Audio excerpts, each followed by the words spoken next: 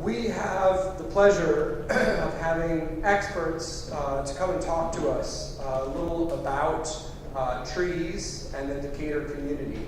And I wanted to first introduce those panelists. Dr. Jacqueline Eccles, Board President of South River Watershed Alliance. Howard Katzman, former builder and earthcraft technical advisor. Amy Landesberg, Decatur architect and lead AP, BD&C. And Catherine Kolb, executive director of Eco-Addendum and tree ordinance consultant.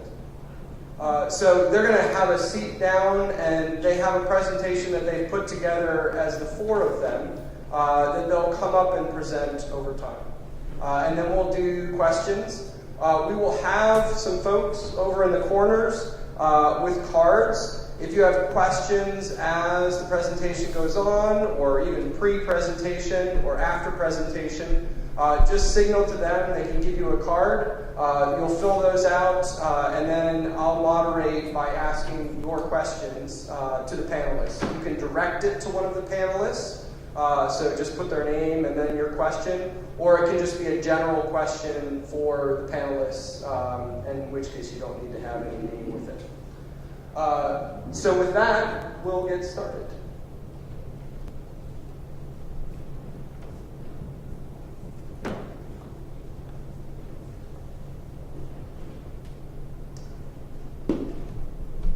Okay, very good. Thank you all so much for coming out. We'll just kind of get right into this. So how to sustain Decatur's trees and urban forest as a part of the development process. So the first thing we can talk about is, why is our urban forest so special? We've heard that Atlanta metro area is sitting in the forest. So why do we have a special forest? Well, if you look at this map, these are the different areas that were ceded from the Muskogee Creeks and then later the Cherokee to the American government. Our area is in 1821. When we say Atlanta, that's the Atlanta metro area. We built out very, very late in the game for a major city. Most of our major cities were built out 100 or even 200 years before ours. So we were an old-growth forest way into the 1800s, and our growth really didn't come about until the 1960s after air conditioning. So as a point of comparison, these are the different cities, all at the same scale, showing the amount of built structure, impervious surface to green space. That's New York, Philadelphia, Chicago, Washington, D.C., Los Angeles, Houston, and Atlanta. So that is just, anyone can go to Google Earth and see that, and you can see Decatur there over on the right side. The silver lining of our sprawl development is that we have pockets of green space that still exists in the urban core. We didn't build out densely like these other cities. We built in a sprawl model, so the benefit of that is pockets of green space still exist that go back to that older forest from the Muskogee Creek days, the original forest of our region. So where do we find these pieces of forest? And this can be, old growth trees, individual trees, or special forest areas. Steep slopes. We're a city of hills, Druid Hills. Steep slopes were not farmed, and so they weren't built out, weren't even considered to be buildable until very recently. Stream corridors, especially with narrow floodplains. Rocky places weren't farmed, and historic properties, and obviously memorial sites. And then, very importantly, our older neighborhoods. Our older neighborhoods, the houses had foundations. They were built to grade. You didn't grade the land. And the trees that were built before the 1950s were usually left for shade. And those are still in our older neighborhoods today. So here's an example. This is the UMCH property.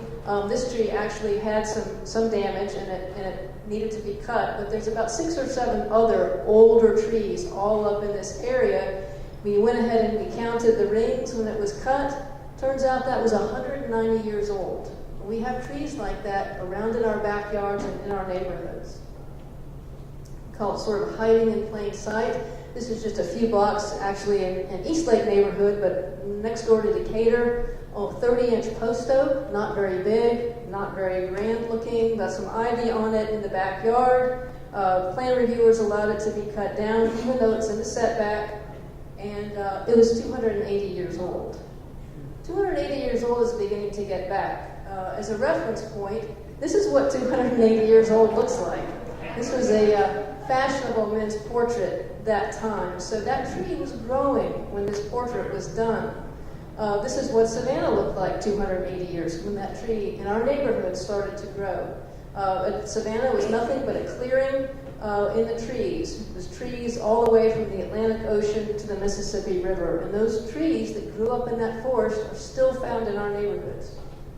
So one of the things that we find a very special part of having older trees in neighborhoods is the soils. Soils are really important. Soils are what generate a healthy urban forest and make trees healthy and are able to continue that forest. So this is an older tree, probably 170, 200 years old. It's right next to a house. It's right next to a garage.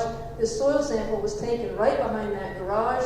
It's 18 inches of rich, old-growth soil. It's very unusual. Usually when you do a soil sample, you get about 2 or 3 inches of topsoil that goes right to clay.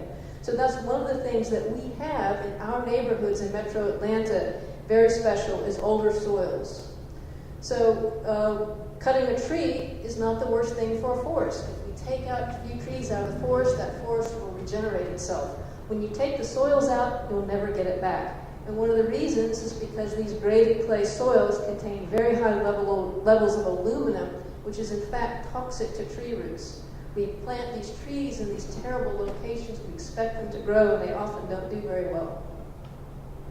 So when we do aerial studies or satellite data of our urban canopy, we say, oh, well, we have all this canopy, but all canopy is not the same.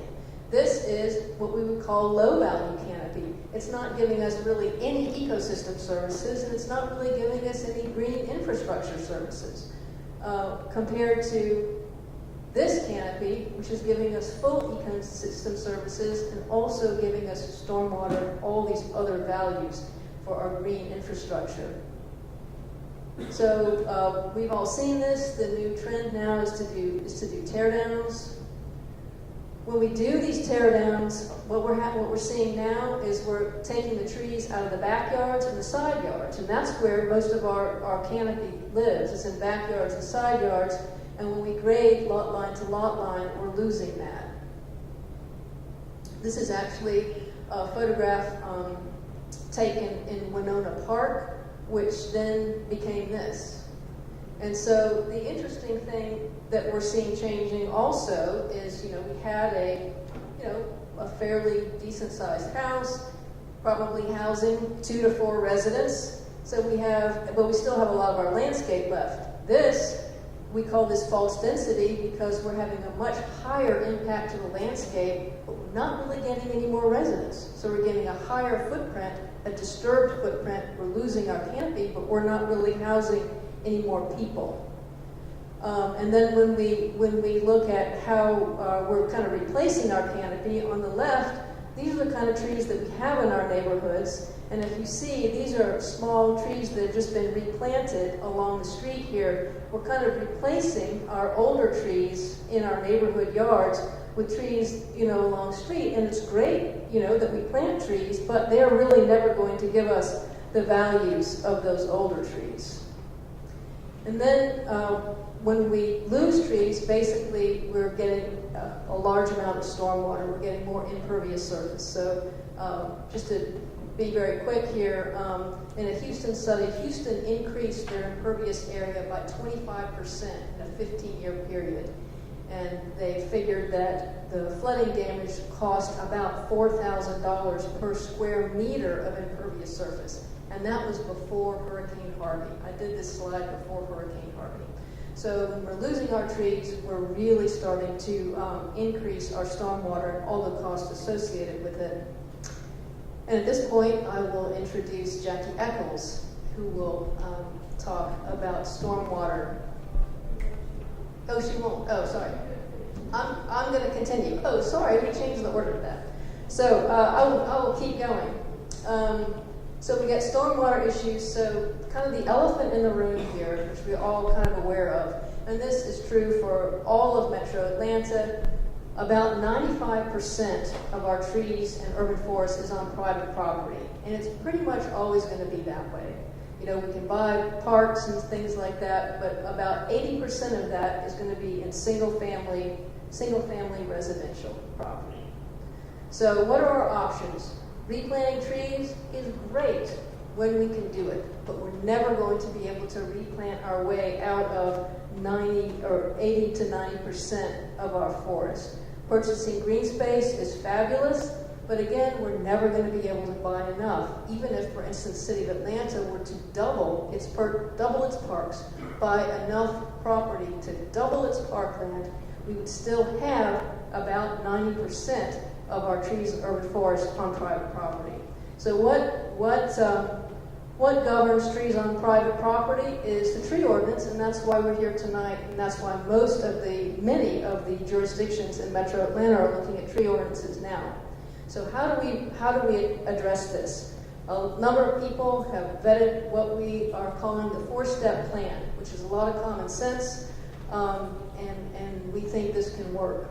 The first thing we have to do is plan for trees from the beginning.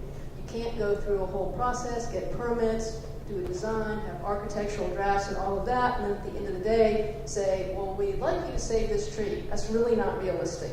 So what we need to do is put trees at the beginning of the process. If we do that, which trees do we save? We can't save all our trees. Let's figure out the best trees. And so what we've developed is a tree value matrix and also some other forest assessment tools so that we can identify the best trees to save.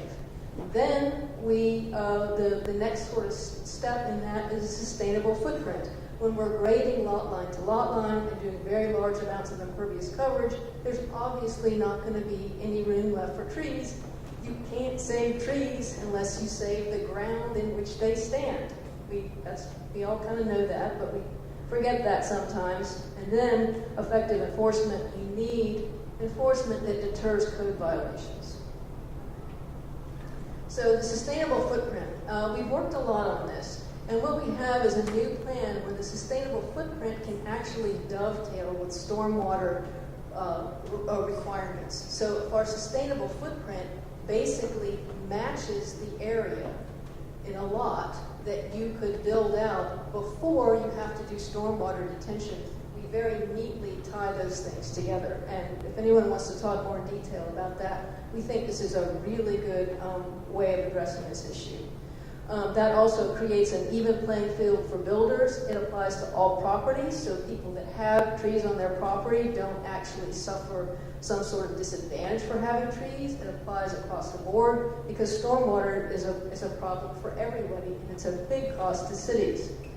The sustainable footprint also supports affordable and diverse price point housing because people may have a smaller, footprint, and they may just have a story, or they may get their square footage by going up, or they may choose to renovate a house rather than going ahead and grading the whole lot. So when we have a sustainable footprint, that really encourages a lot of diverse answers to how to build, and we would build to individual lots, not sort of this scrape and grade trend that we see now. It also mitigates gentrification, and it slows the steep rises in taxes because when we do scrape and grade, where we clear the whole lot, put up a really large structure at very high cost, then whole neighborhoods turn. We don't have diverse price point housing, and then those taxes rise for everyone, and some people can no longer afford to stay in their neighborhoods. Socioeconomic pressures that result in excessive tree loss are often the same pressures that harm, particularly people in vulnerable communities.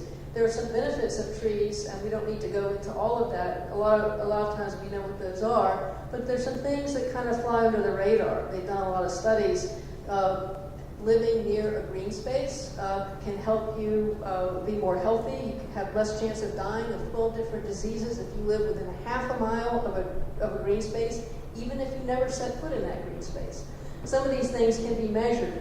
Living near trees and green space can actually equal a $20,000 boost in income for typically people with higher income or healthier, but it's if you live near trees and green space, that actually serves as a pretty significant benefit.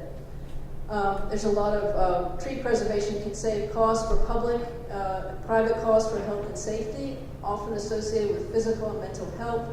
Tree loss actually creates higher tax burdens for city infrastructure. Jackie's going to talk more about that. And it also, as we said before, can force residents to leave neighborhoods. So here's just an example. This is in City of Atlanta, kind of a win-win. City of Atlanta has a process where you can actually appeal decisions by the city arborist.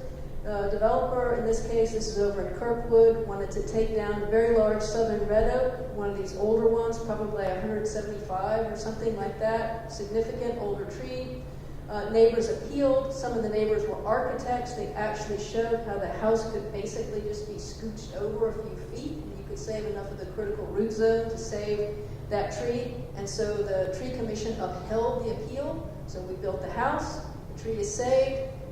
House sells in about 2 weeks for $600,000. So we can do this. It's possible. And then this is another option, just shown very quickly, of cluster design, where we actually cluster houses on a property instead of doing a kind of a typical subdivision where we divide up the whole property equally and bulldoze most of that area and flatten it out to create equidistant lots and so forth. We actually cluster the houses. This is East Lake Commons, done by Greg Ramsey with Village Habitat Design. And so we've got a lake and an organic farm and a woodland and a stream, and we've got the same number of houses, so it's density neutral. So there's a lot of things that we can do to work with trees. And thanks very much. We've got some other speakers coming right up.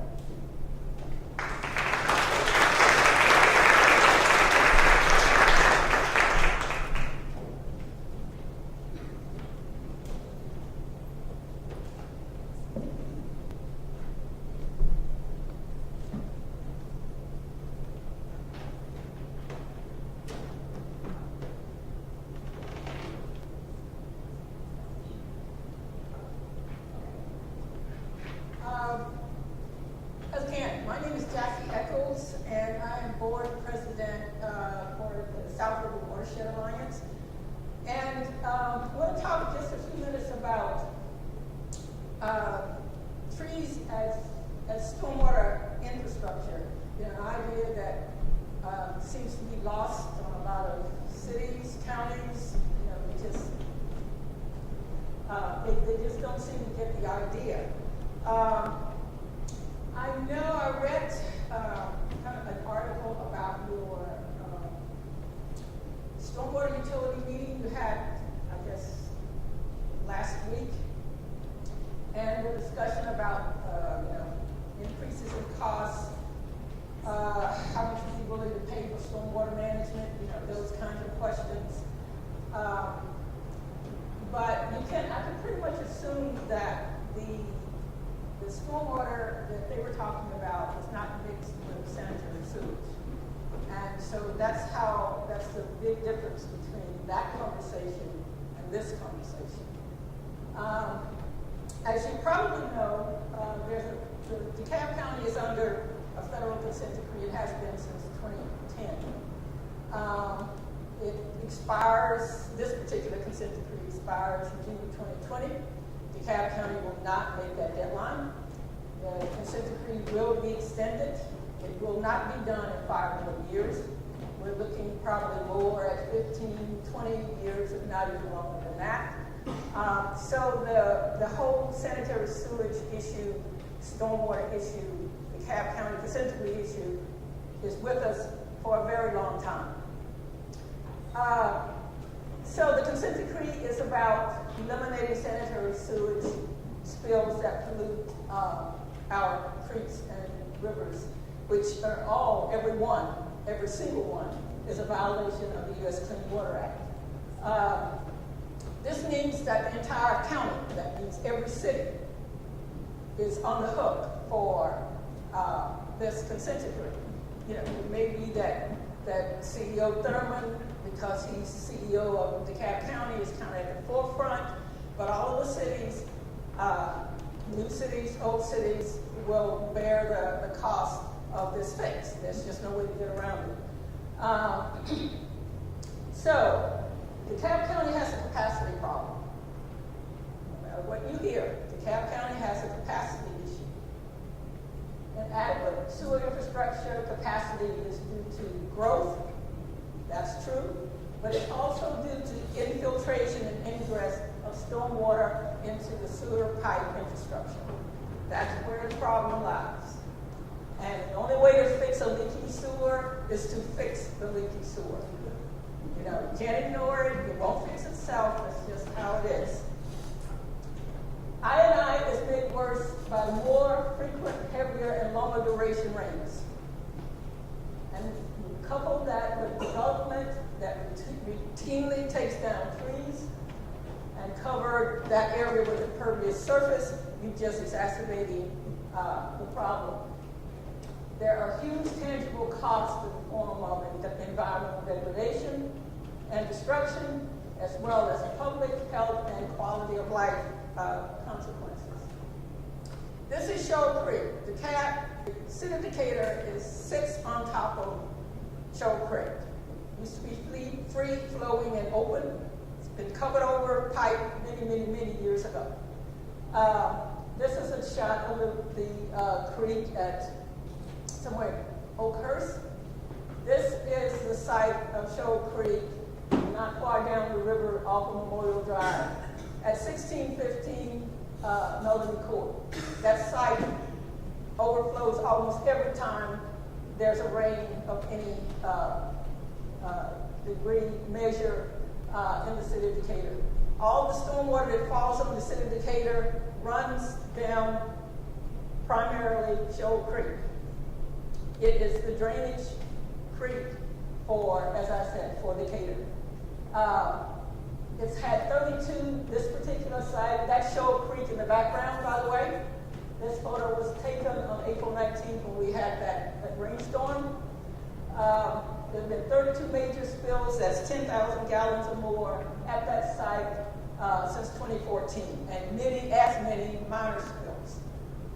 So these are the issues that stormwater contribute to. I, which means that the stormwater infiltrates the pipe. It's already under capacity, so what you're going to end up with every time is a sanitary sewer spill. These are this is an example again of some of the spills. Just look at the amounts. And again, this is the result of taking trees down from lots and covering them with impervious surfaces. And the stormwater has nowhere to go but down the street, into storm drains, into leaky pipes, and these are the kinds of problems that you end up with. And you know, Shoal Creek is about 8 miles long, so it ends up pretty much at the South River. And so you see from downtown Decatur to Flat Shoals Road, where Shoal Creek runs into the South River. Those numbers are just staggering in terms of gallons of sewage. Developers clear areas for development are required to plan ways to manage rainwater, but are not required to consider water uptake by trees as a factor in those plans. And that's something that needs to happen. You have to consider how you're contributing to the problem, because the cost of that problem is passed on to everybody in this room. Fixing sewers is not cheap. The cab hasn't even started. The $300 million that the CEO is talking about is a drop in the bucket. So there has got to be, as part of this conversation, and maybe you all can take the message to your mayor or the council of how these costs are being passed on to to everyone what is actually caused by the developer, and that individual has the wherewithal to have a serious impact on what you pay. This actually shows how much an inch of rain creates in gallons of rain that hits the ground. So you can see the magnitude of the problem. The vast majority of single-family homes, in terms of square footage and impervious surface, falls outside of the requirement to have on-site detention. So that doesn't help the average. It doesn't affect the average house that's built. And to wrap up, tree foliage reduces the erosive impact of raindrops. It's not just the tree, it's even the leaves. More than a fifth of the rainfall reaching a tree each year can be held in its leaves and branches. And most folks don't think about that. Finally, a single mature tree might intercept anywhere from 760 gallons to 4,000 gallons of water annually, depending on the species of the tree. And a tree can hold water back from the sewer for hours until it can percolate through the ground. So a lot of benefits there. And they can be done. We are not talking about something that cannot be done. This is doable. You just have to have the will and the wherewithal and representatives and politicians who are willing to step up and hold folks who are accountable for addressing this issue. They're passing the buck on to ratepayers. It could be mitigated by including trees in their plans. Stormwater should be addressed on site first. And as Catherine said, we cannot replant or pay our way out of this problem. We've got to find a way. Folks have got to have the wherewithal to address infrastructure, trees as infrastructure on development sites. That's it.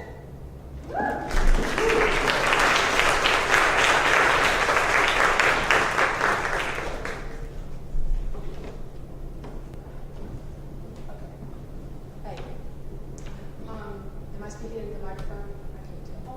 That's closer to you. Okay, okay, thank you, okay. Well, one way that could be accomplished maybe is if we have a cultural change. And the reason I pictured this oceanfront community in Greater Beach, Florida is the way we value beaches and oceans and major bodies of water are as profound environmental circumstances for which we build correctly. We understand that we have shared land that has to be used properly. We have to design the way the environment needs us to design. Is it the right button? Yeah.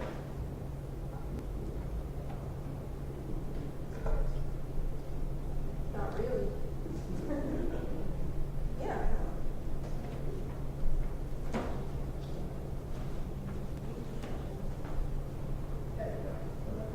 Oh, and back, so let's shut it up.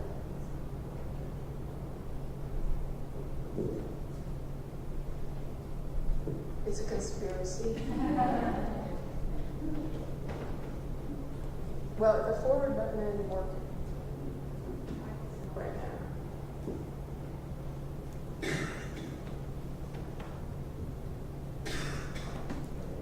Yay!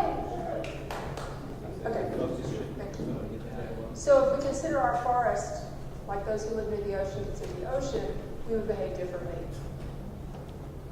So you've seen some before and afters. I want to talk a little bit specifically about recent construction in Decatur, some really good, promising projects, some disastrous projects, and how we might look at that. So this is just outside the city of Decatur. This is before South Columbia, the forest in the main part of that shot towards the top. That's after. Okay?